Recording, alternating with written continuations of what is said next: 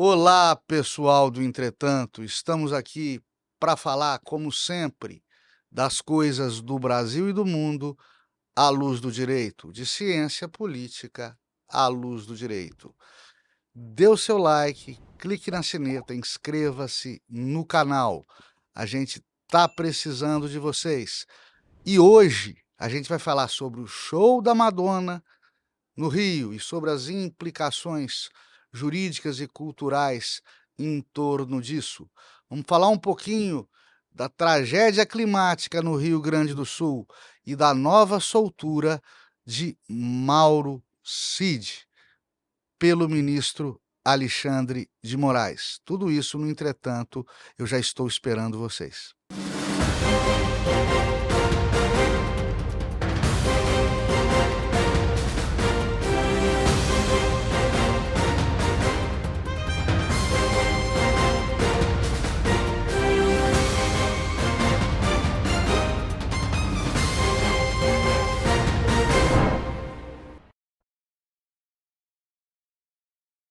Pessoal, o show da Madonna no Rio de Janeiro, no eterno cartão postal brasileiro, causou furor em um palco eletrônico, nas areias de Copacabana, e em torno disso aconteceu muita polêmica naquele mega evento em que Madonna Louise Ciccone, na flor dos seus 64, 65 aninhos, brilhou muito, mas teve muito playback também.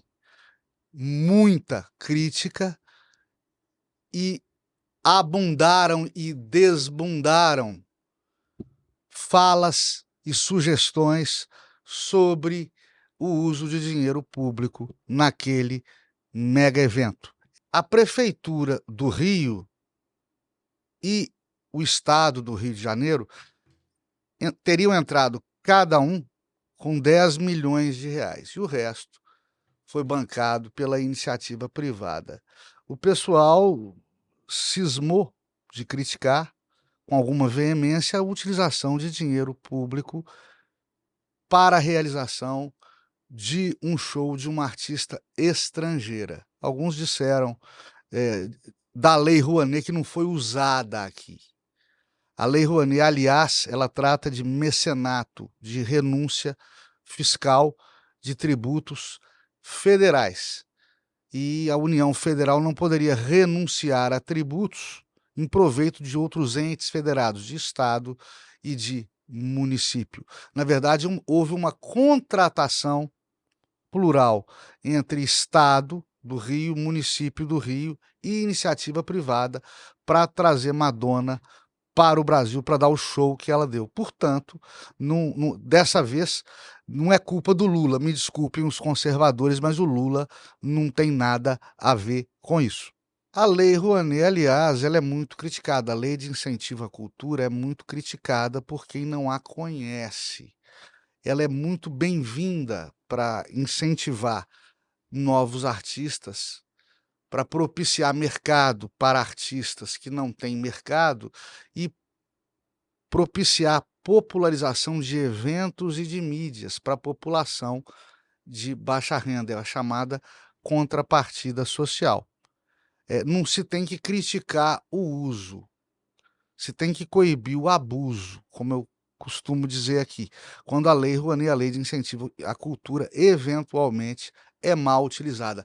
No caso da Madonna, a Lei Rouanet não foi utilizada para a realização daquele show. Os entes federados não podem se autofinanciar, como eu disse, né? É muito bem-vindo o apoio estatal à cultura, mas a União Federal, através de renúncia fiscal, de dispensa fiscal, de mecenato, não poderia ceder dinheiro a outros entes federados, ao município, ao estado, né? Para a realização de show de qualquer outro evento, ou de qualquer outra despesa, ou de qualquer outro gasto relacionado com a cultura. Na verdade, houve uma contratação da pessoa jurídica, da empresa que representa Madonna, e 2 dos contratantes foram o Estado e o município do Rio de Janeiro, que puderam contratar a Madonna sem licitação, pela cláusula de notoriedade que está inserida na lei de licitações, dispensando licitação, concurso, certame licitatório, concorrência pública, nos casos de pessoa específica, notória e inigualável. A repaginada da Lei de Incentivo à Cultura também toca neste assunto, falando em específico de artistas, que, dada a sua notoriedade, não precisam, para ser contratados, de nenhuma concorrência pública, mesmo quando este contratante seja o poder público. E por que esses entes públicos, Rio, Estado do Rio, contrataram? Ao argumento da utilidade pública da contratação, porque o show seria aberto ao público. As areias de Copacabana estariam livres para que os populares ali assistissem ao show gratuitamente. Também se falou do incentivo ao turismo.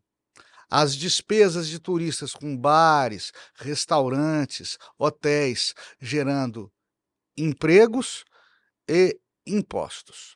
Se a desculpa ou a motivação dessa contratação juridicamente colou, politicamente nem tanto. Para muitos nesse mundo politicamente correto e chato, não colou. Eu vou dar uma aqui de advogado do diabo. Eu vou dizer das teses contrárias ao show da Madonna custeado por entes públicos. Isso até para a gente ver como é que é legal a dialética jurídica, né? Como que no mundo do direito você tem sempre pró e contra. E como você encontra argumentos fortes, pró e contra, argumentos antagônicos, sempre presentes na discussão da dialética jurídica. Para princípio de conversa, o pessoal acha que Madonna e sua música nada tem de cultural. É um enlatado americano que subverte a cultura, é indecente, deturpa a tradição dos nossos jovens e que não acrescenta nada ao público brasileiro, seja ele pago ou não, seja ele pagante ou não. Aqui entra subjetivismo. Gosto tem para todo lado. Você não pode fazer uso do subjetivismo para criticar a um gasto público, não só o subjetivismo, tá bom? E a música, a arte, principalmente o rock, é transgressor por excelência. Não há mais transgressão na Madonna do que há nos Rolling Stones ou há na Rita Lee. E gosto, como eu disse, não se discute. Eu posso preferir Raul Seixas a Madonna, o imortal rei do rock nacional, morto há décadas. Mas a Madonna vende mais, o argumento capitalista é esse, vende mais a imagem do Rio, vende mais voucher turístico, vende mais passagem aérea. E aí você não encontra espaço para o subjetivismo. E o pessoal da moralidade, porque o discurso da Madonna, o show da Madonna é repleto de androginia, fala de bissexualidade, esse pessoal, que me desculpe, esse tempo acabou. Nós não podemos criticar a um discurso andrógeno, por mais conservador que se seja. Nós não podemos criticar quem defende o público LGBTQ, o público queer, como ela própria falou no seu show.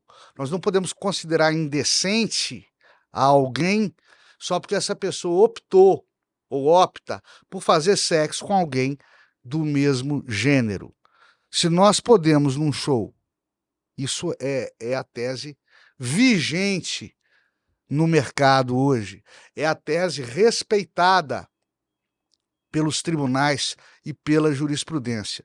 Se você pode vender em um palco, em um show, uma imagem heterossexual, você também pode vender uma imagem homossexual, dada as políticas igualitárias de gênero e de proteção de minorias LGBTQ+. Então, à luz do direito, não estou dizendo que eu concorde com isso, a suposta música indecente de Madonna, andrógina de Madonna, também não impede a contratação pelo poder público. Ao pessoal da patriotada, né? Porra, gastar 16 milhões de reais ou de dólares com uma artista gringa, estrangeira. Pessoal, ela é icônica, ela é única, ela é mundial, ela vende mais, ela vende mais. Não estou falando de vender show, porque o show foi gratuito. Eu vou dar um exemplo. Eu estive no Rio, dentro de um quiosque, em Copacabana. Pedi ali uma Coca-Cola e um cachorro-quente, dentro do quiosque. Quiosque com ar-condicionado, tapete felpudo, na época jornal de papel, jornal do dia. Música clássica, isso no Rio de Janeiro, dentro de um ambiente fechado com ar-condicionado, é uma maravilha, né? Consumi, veio a conta altíssima, eu reclamei. O dono do quiosque saiu de trás do caixa para ir lá falar comigo. Vem cá, meu amigo, você gostou do ar-condicionado? Você gostou do tapete felpudo? Você gostou do jornal do dia? Da música clássica? Eu tô te vendendo isso tudo, meu amigo. Eu não tô te vendendo só cachorro-quente e Coca-Cola. É por aí. Madonna tocando no Brasil, ela vende hotel, restaurante, vende o evento para a TV Globo, vende anunciante. Ela faz e acontece. Não é porque ela é de fora que ela não pode fazer bem para o mercado cultural interno.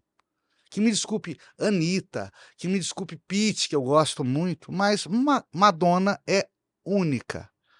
E a arte não tem idade, e a arte não tem fronteiras geográficas.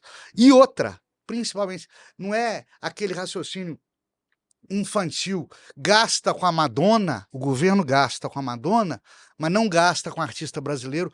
O fato de o governo gastar com Madonna não impede o governo de gastar com artista brasileiro. Não é um ou outro não, pessoal. Não sei de onde vocês tiraram isso. Por fim, se falou o seguinte: o show de gratuito não tem nada. Só ficar em pé na areia que era gratuito. Ambulante era caro, cerveja era caro, camarote era caro, tinha gente alugando cadeira, alugando guarda-sol durante o dia, enquanto se esperava o começo do evento. Estavam vendendo fralda geriátrica lá para o pessoal que não queria sair para procurar banheiro e não se prestava a fazer necessidade no meio da areia da praia. Que gratuito o quê? Ô, gente, uma coisa, o acesso ao show ser gratuito. Você não pode impedir o pessoal ao redor de explorar economicamente o evento vizinho. Nós estamos num mundo capitalista. Você não pode obrigar as pessoas a trabalhar de graça ao redor, né, de um evento daquela magnitude. É até anticonstitucional, é até inconstitucional. E, como eu disse, o efeito visado pelo incentivo cultural é esse. É favorecer a economia em torno da cultura. E ainda que o acesso direto a essa cultura seja facilitado pelo poder público. O poder público está ali facilitando também empregos, impostos e a divulgação turística do local do evento.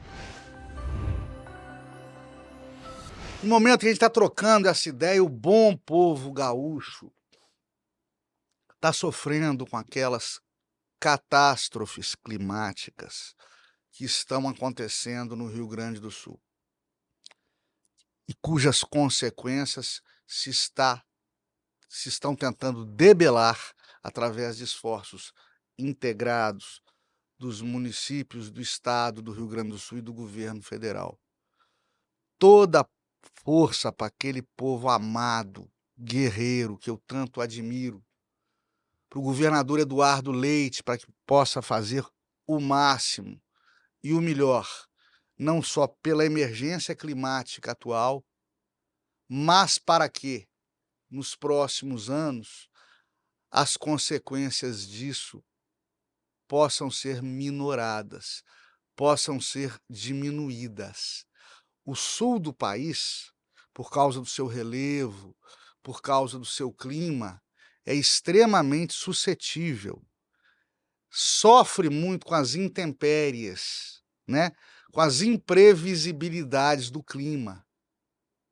Acontece furacão, ciclone, enchente, quando não no Rio Grande do Sul, em Santa Catarina. Se a gente não pode mandar em São Pedro, se a gente não pode mandar no clima, a gente pode diminuir os efeitos desses acidentes climáticos através de boas práticas governamentais, diante de um problema que não tem nenhum culpado, mas que pode ter inúmeras boas soluções. Torçamos pelo Rio Grande. Mauro Cid, o ex-ordenança de Jair Bolsonaro, foi preso, foi solto, foi preso e agora foi solto de novo. Vamos entender por quê? Eu vou explicar.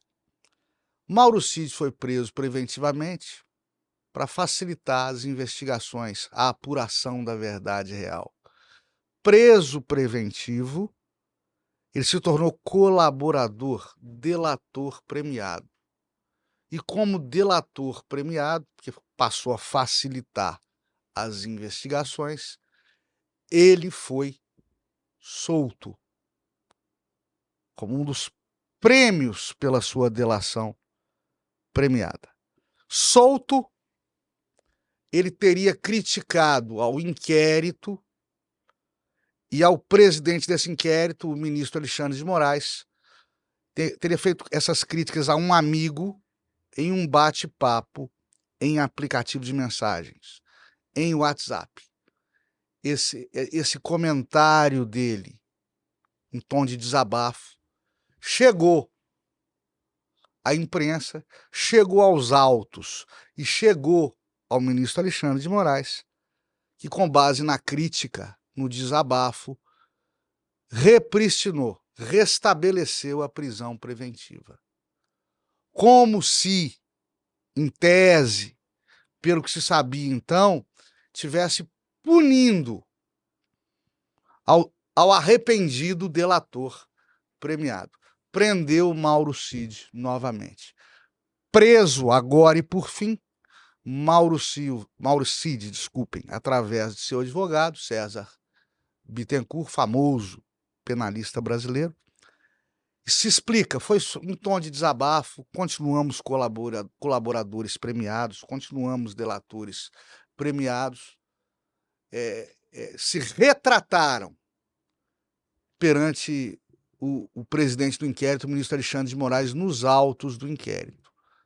E mantida a condição de colaborador premiado, ou não revogada a condição de colaborador premiado, de delator premiado, foi novamente solto Mauro Cid. Agora vamos simplificar mais ainda essa história toda. Mauro Cid foi preso para delatar Jair Bolsonaro. Delator foi solto. Solto, se arrependeu da delação em uma conversa privada. Essa conversa privada de privada não teve nada, chegou aos ouvidos do ministro Alexandre de Moraes, que por conta disso revogou o prêmio concedido a Mauro Cid e o prendeu novamente até que ele reiterasse, confirmasse a sua delação premiada, quando novamente premiado pela delação com a sua liberdade. Eu vou explicar para vocês agora mais ainda, criticamente, o que está pegando dentro do mundo jurídico, com esses ires e vires do Mauro Cid preso, solto, solto, preso. Tem um princípio na Constituição Federal, que é o princípio da não autoincriminação. Nemo tenetur se detegere. Nemo tenetur se detegere. Ou seja, o sujeito não é obrigado a produzir provas contra si. Princípio da não autoincriminação. Eu não sou obrigado a responder ao juiz, a confessar, a soprar bafômetro, a mostrar a arma do crime, a mostrar onde eu escondi o cadáver. O Estado é que se vire. O Estado é que se vire para provar a minha culpa. Esse princípio da Constituição está presente na maioria das constituições dos países democráticos ocidentais do mundo. Curiosamente, não está presente na Constituição dos Estados Unidos da América, mas na maioria dos países europeus, ocidentais, democráticos, está. O colaborador premiado, o delator premiado, todavia, abre mão dessa garantia constitucional. E, sob a obrigação de colaborar com as investigações, de dizer a verdade, ele se torna, na prática, uma testemunha e é premiado por isso, com diminuição de pena, com diminuição de regime de cumprimento de pena, de tipo de cumprimento de pena, ou mesmo com perdão, como colaborador premiado, porque ele abriu mão do seu direito de não se autoincriminar e se comprometeu a colaborar, mesmo réu, colaborar com a acusação como verdadeira testemunha e aliado e litisconsorte desta acusação, o que é um ato de volição, é um ato de vontade do colaborador premiado, um ato de livre vontade, diga-se. Vontade tem que ser livre do colaborador, do delator premiado, que, premido, ameaçado pela prisão, amedrontado pela perda da liberdade, ou desejando ardorosamente o retorno dessa liberdade, que livre vontade tem para aderir livremente à colaboração premiada. A prisão cautelar, a prisão preventiva, a prisão temporária não tem como fundamento legal ou constitucional coagir a confissão, coagir a colaboração, a delação premiada. A utilização das prisões cautelares, prisões sem culpa, para impor, sob domínio do medo da perda da liberdade, impor confissão, impor delação, por isto, vem sendo muito criticada pelos juristas brasileiros, sobretudo advogados criminalistas. Para terminar, pessoal, uma frase da Madonna: eu tentei ser um garoto, eu tentei ser uma garota, eu tentei ser uma bagunça, eu tentei ser a melhor. Eu acho que fiz tudo errado. Madonna Louise Ciccone. Até a próxima, fiquem todos com Deus. Dê o seu like, se inscreva no canal, manifeste a sua opinião, ela é muito importante para nós.